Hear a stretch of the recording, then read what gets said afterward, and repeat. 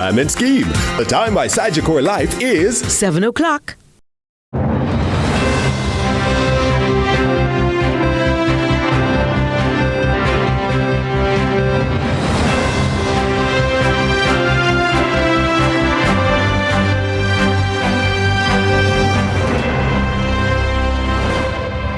Coming up in the news at 7, Clarendon curfew. Police impose 48-hour curfew after gun bust. Westmoreland man dies after crashing into cow. Prime Minister condemns killing of youth awardee and student. And in sports, 22 goals scored today in English Premier League as Jamaica international Michael Antonio all but ended Liverpool title hopes.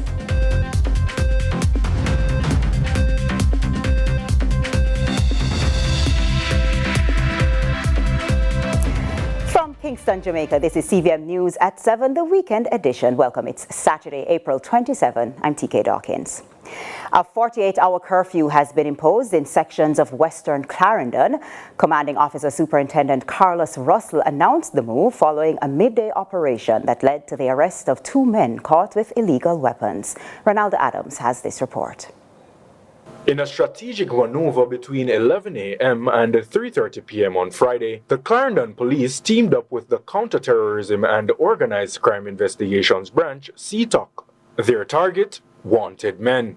Commanding Officer for the Clarendon Division, Superintendent Carlos Russell, thereafter reported the arrest of 2 suspects now in custody. The first operation was carried out in the Four Parts area, where 1 man was arrested after he was found with an extended magazine containing 28 9mm cartridges.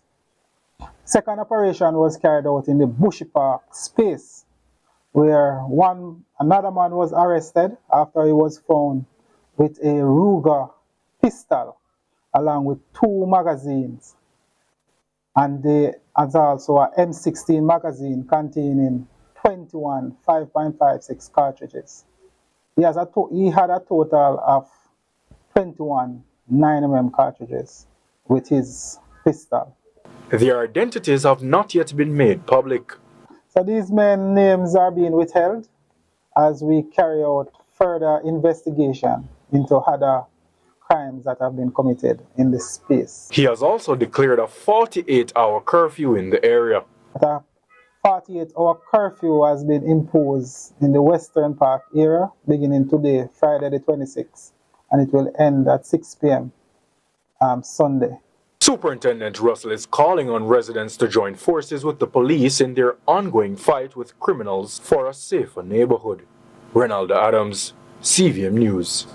Twice this week, the Prime Minister issued statements condemning acts of violence meted out to young, promising Jamaicans.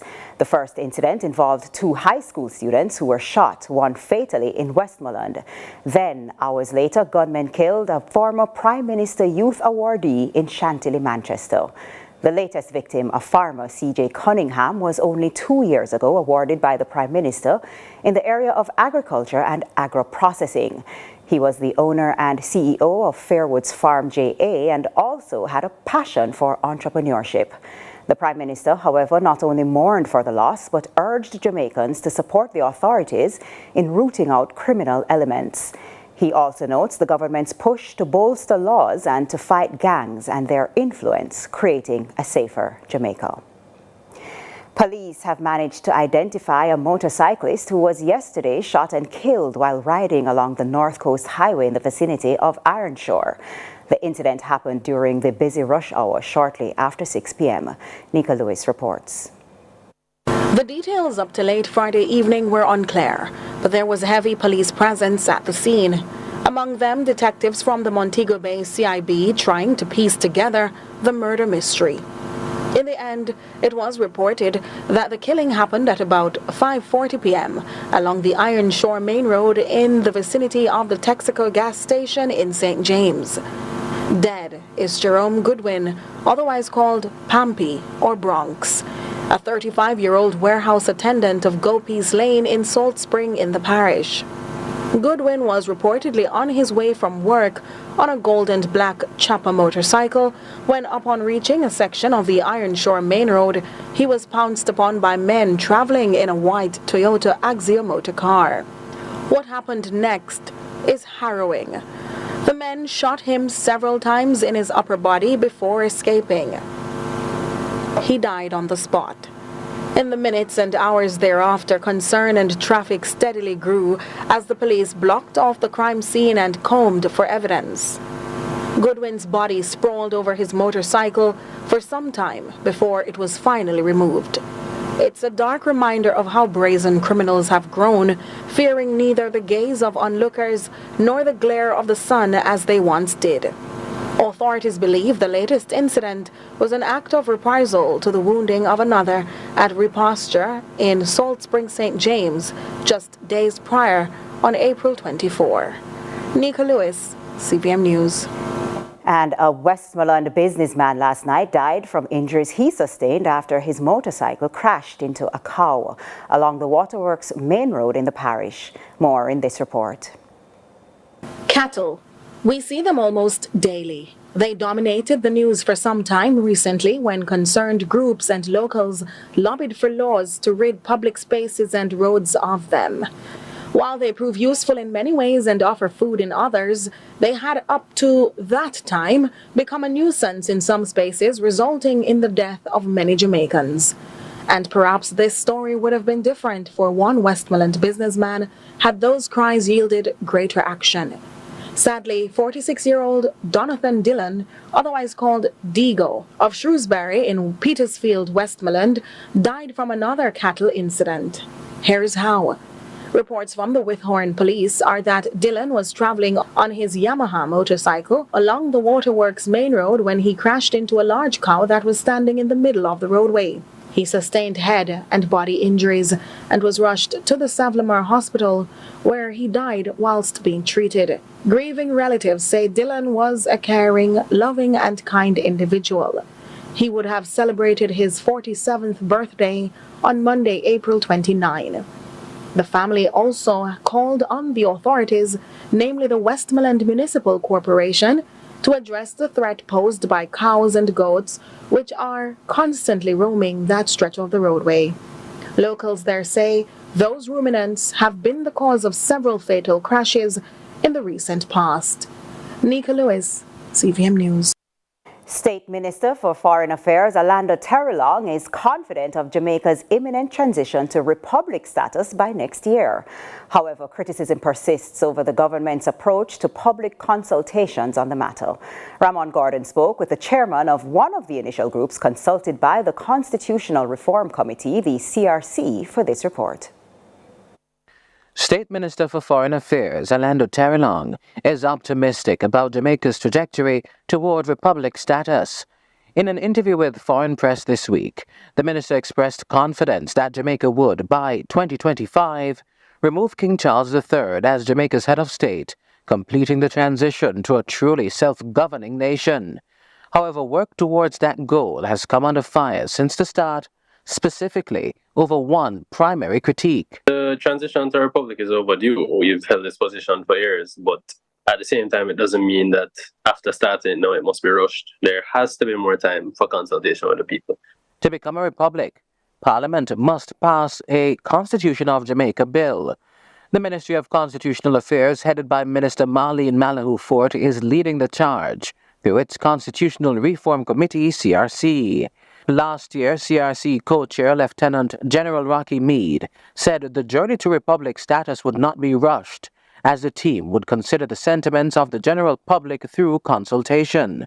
The Left Alliance for National Democracy and Socialism, Jamaica Lands, was one of the first groups invited to those talks. When we talk about consultations, we don't mean inviting individual groups in a room, and then in that room we say whatever, and then it's totally isolated from the public. You have an MP for each constituency. Every MP could be having consultations within the constituencies and then bringing the views of their people forward to the parliament. There are things on the internet. There are meetings which continue to be held, and it is proposed to continue, and in fact to intensify. Dr. Lloyd Barnett is an attorney and constitutional scholar. He's defending the government's current consultative process, though he says he too would not be opposed to more grassroots efforts.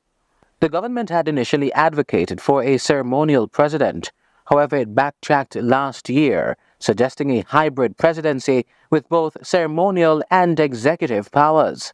79% of Jamaicans want to directly elect that candidate should they have executive powers.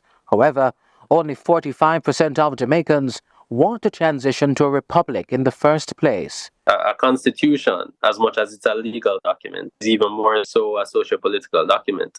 This is specifying how we're organizing the politics of our society. Satisfaction with the degree of consultation is one thing, and there are various views as to what form a new constitution should take, and therefore persons might be wanting more changes than is either practicable or desirable. I think I've lived long enough under this throne. I don't want to continue. Ramon Gordon for CVM News. In this CVM News exclusive, we share the experiences of 3 teachers from the St. James High School where 2 girls kissing in a video were expelled by the school's principal. The teachers, who spoke on condition of anonymity, paint the principal as a tyrant leader. The school's board says it did not authorize the expulsion and has since referred the matter to the Personnel Committee for further investigation. An outcome is to be shared sometime next week. With more, here's Celine Campbell. Well, Mr. Williams is a despicable human being. He is appointed the principal of the school, but the way that he runs the school and how he treats people, it's a disgrace. That's the sentiment shared by some teachers at the St. James High School regarding Principal Joseph Williams. Williams succeeded Leroy Williams as principal in April 2004. One teacher admits the school has significantly improved in both discipline and academics under his leadership. However, the teacher posits the principal's achievements may have prompted his supposed arrogance. I think what is happening is that Mr. Williams, in looking at these achievements, is believing to himself that he is infallible. And so he's operating with a high level of disrespect and disregard. The teachers contend that the staff is divided, adding that those who lose favor with the principal are frequently belittled. We have what is called the evil squad, and then we have the so-called good persons. And what is so wrong is that he has labeled 12 persons to be a part of the evil squad. And because of that, he continues to malign, to disrespect, to victimize, and to denounce the evil squad teachers. Whilst Williams allegedly belittles his staff, expulsion, according to the teachers, seems to be his preferred form of punishment for students. He uses another tactic where he tells students and their parents, "Oh, find a next school," without giving any documentation, without meeting with the board, without having any formal proof that the student has been expelled. As was the case with the parent of one of the teen girls seen kissing in a video. Both girls were expelled in January, leaving their parents furious, contending their action was no ground for expulsion. Williams has since denied claims of expelling the girls and has deferred to comment on record, stating he has nothing to say. Celine Campbell for CVM News. We take a break now. More news when we return.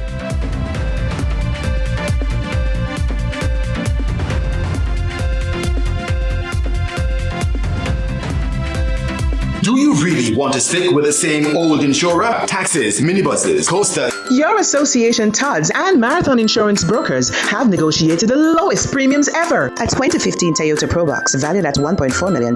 Your comprehensive coverage is $75,000. Pay as low as $30,000 for third-party coverage. A 2014 Toyota Hiace valued at $3 million.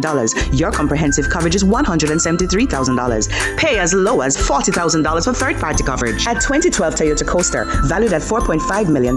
Your comprehensive coverage is $250,000. Pay as low as $77,000 for third-party coverage. Call your association today or call MIB Insure 876-929-1468. No worries.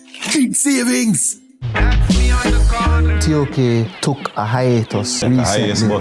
Like a hiatus bus, you know, cut left way. I don't want to age myself by saying Dial, but it's an insurance company. Right next door to Home Electrics. So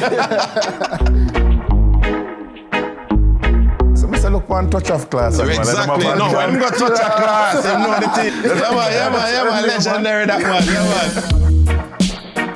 man. What age is the age as 40. a young man? From age 40. Dark. I'm afraid that. Give me a next option, no man. So, me not have a joke, man. These are the digits. The Cut is brought to you by Flow and Guinness.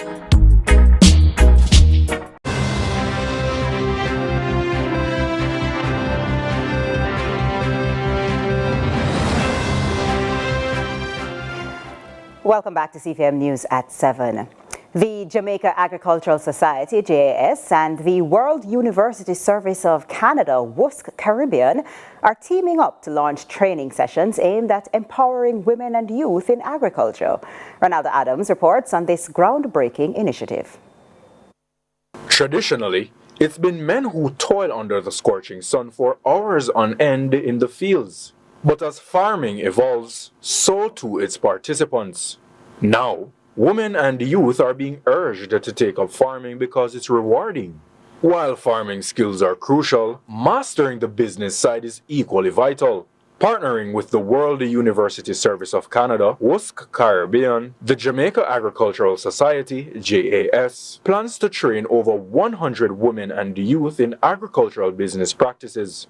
Clarendon president of the JAS, Andre Anderson, emphasizes the importance of this initiative, citing global competition as a key challenge for local farmers. If we focus on the science side of agriculture and neglect the business side, we can lose all of our investment. Similarly, if we focus on the business side and not focus on the science side, again, we can lose our investment. And so we want to ensure that all our farmers are very much equipped with understanding the business processes that are involved in agriculture, and so they can better navigate the space and is better able to compete in a world that is now global. The market that they're competing with locally in Jamaica is now a global market. Poultry and produce farmer Marcia Richards praises the initiative for enlightening her on the significance of marketing her products. Whenever you're planning, you must do your research. And when you do your research, then you are able to go out and able to sell your product on a wider and bigger level. Also, registration is of importance because when you register your business or your company, then you are able to get help. But when you send it back, there is no help. Meanwhile, country coordinator for WUSC Caribbean, Nelson English Johnson, also announced a 5-year project funded by the Canadian government to implement the Sustainable Agriculture in the Caribbean project. This project is a regional initiative. We started implementation in March of 2021 and we will go through until 2026. We are focused on raising the economic profile of women and youth in agriculture. So we are about providing or facilitating empowerment for women and youth in agriculture, and also ensuring that there is support of linkages with networks for other market actors who support the economic prosperity of women and youth in agriculture. Ronaldo Adams, CVM News. I'll look now at regional and international news. We begin with news in the region. Several beaches in Tobago remain closed after a 64-year-old British national was attacked by what the authorities believe may have been a bull shark. The man whose hand was severed is now being brought to Trinidad for emergency treatment. Officials are now searching for the shark to prevent further attacks. Here's CNC3 TV News. Approximately 7 beaches were immediately shut down after British national Peter Smith was attacked by a bull shark on Friday morning. Smith, a guest at the Starfish Hotel, was bathing in the water at Corland Bay, also known as Turtle Beach, when the shark severed his left hand from the elbow down, severing his left thigh and resulting in a laceration to his stomach. The shark was approximately 10 meters away from the shore and estimated it to be between 8 to 10 feet in length and 2 feet in width. One eyewitness told CNC3 it was horrific to watch. Then I hear a woman say shark, but I tell myself that family man getting in the water. Upon reaching close, I seen blood. Well, the shark himself tried to come on shore and all that attack the man. So. And in Antigua and Barbuda, the government has said it is pleased with the progress of work to complete the convention center, which will host next month's 4th conference on Small Island Developing States, SIDS 4. The details from ABS TV News. The government of Antigua and Barbuda provides updates that the convention center at American University of Antigua, which will host the SIDS 4 conference, is nearing completion. In an exclusive interview with ABS News, Prime Minister Honorable Gaston Brown says he is satisfied with the progress of the facility leading up to the hosting of the 4th International Conference. He believes the facility will ultimately be the Caribbean's premier convention center. We can see this facility, for example, hosting World Bank meetings, IMF meetings, hosting regional meetings to include CDB, even OS meetings. And I believe too that various corporate entities in North America and Europe will be able to have their annual meetings here because of the superior facilities. In international news, the Pentagon says it will rush Patriot air defense missiles and artillery ammunition to Ukraine as part of its new military aid package. More from the BBC. The United States has outlined what will be included in a $6 billion package of military assistance. It's part of a larger $60 billion commitment, which was approved by Congress a week ago, following 6 months of delays. The package will focus on air defense and includes interceptor missiles, anti-drone systems, and artillery ammunition. What's not included are the new Patriot air defense batteries, which Ukraine's President Volodymyr Zelensky says are critical. The U.S. Defense Secretary Lloyd Austin has been speaking about the importance of the aid. The outcome in Ukraine will determine the trajectory of our times. If Putin prevails in Ukraine, the security consequences would be grave and global. Europe would face a security threat that it hasn't seen in our lifetimes. As President Biden has noted, Russia will not stop in Ukraine. If Kremlin gets its way, if Putin's war of imperial aggression succeeds, every tyrant on earth will take note. That's it for regional and international news. We're taking a break. Up next, Inspire Jamaica.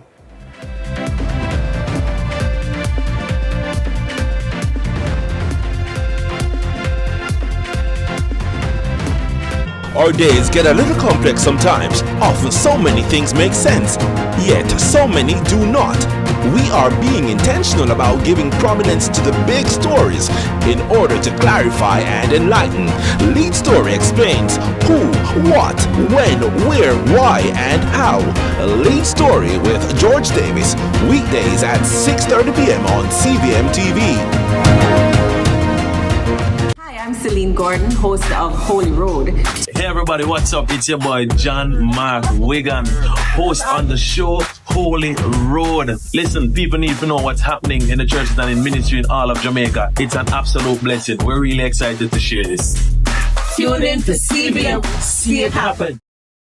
With a chance. Jamaica! Jamaicans draw first blood. Damari Gray scores! Mikel Antonio, and it's a goal! And the Reggae Boys take the lead. And Jamaica puts this one on ice.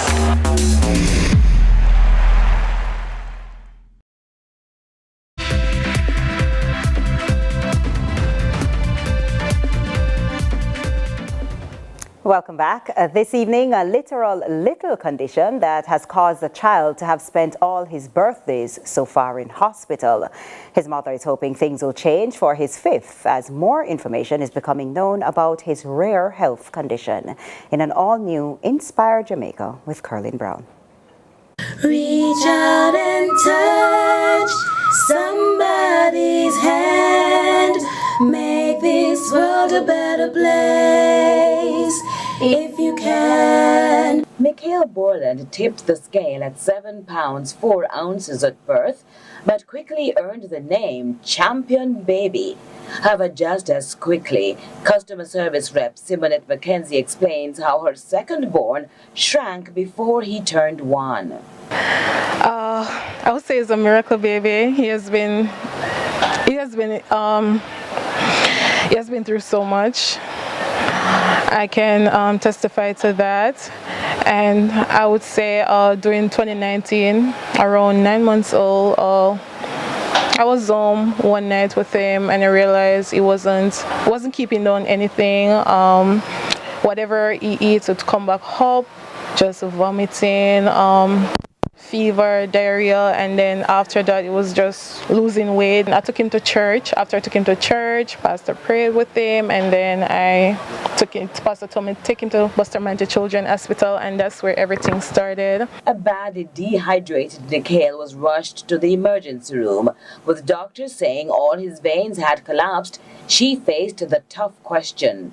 They're like, "Mommy, where have you been with this child for so long?" Because I didn't know what was going on. Today there was right away admission with him. After he was there, they didn't know what was going on as well, so they started doing their tests and stuff like that. At one point I thought I would have lost him based on what was going on, so they were just trying to keep him hydrated, treating for some of the symptoms that they're seeing until they started doing checks. After they found out what was going on with him, it was right into ICU. He got admitted for quite almost a month. What did they finally say was a diagnosis? So they told me that he developed Fanconi syndrome. Fanconi was very foreign, and it had company. I still didn't understand what was going on, because that was new, and they were like, "Mommy, could be possibly is the only child in Jamaica with it at the moment, so it's very rare." And I started doing my research. COVID was in at the time, so it was really hectic on me, traveling from Thompsontown in Clarendon all the way to Kingston on a daily basis to visit him. While the physicians were using medicine to keep her son alive, so he celebrated his first birthday, Simonette was trying to learn about this syndrome to now be able to explain in her own words. It has something to do with his kidney, the electrolytes in his body. So all his electrolytes, they were abnormal. All of them was abnormal. The book says Fanconi syndrome can be caused by faulty genes or later in life due to kidney damage. Characteristics of the disorder manifested early with Nikhil. The kidney wasn't functioning, so basically whatever it should be keeping inside, it's letting it. So it eventually was working like a strainer. So what it's supposed to keep in, it's letting out of the body. And then I realized at one point it was affecting his bones. So he wasn't getting the treatment as yet. So it started feeding from the body. It takes the mineral and everything from the body. So his bone becomes so brittle that after he was coming out of ICU, he came out with 2 broken legs. He was back on the ward, and they were there doing their checks. They're treating him for what they can. Thanks to Dr. Youngpert she was one of them that, she's the nephrologist for him, and she does her best.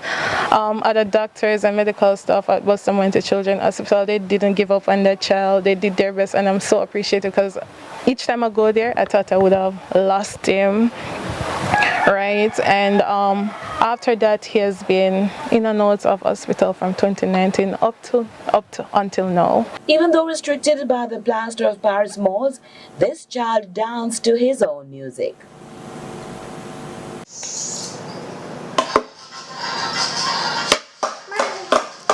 Interestingly, Nikhil is now with his family and is much older in age, but there are several features that set him apart in stature. Find out more next time. I'm Caroline Brown. Let's continue to inspire Jamaica.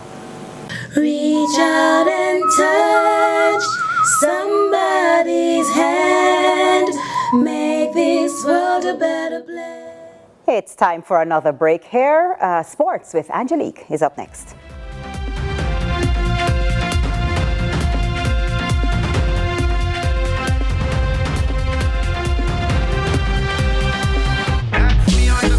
TOK took a hiatus recently. Like a hiatus bus, cut left way.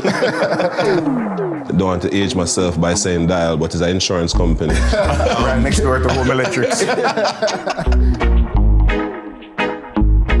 Mr. Look one touch of class. Exactly. No, I'm going to touch of class. You know the thing. Yeah, man, legendary that one. What age is the age as a young man? From age 4.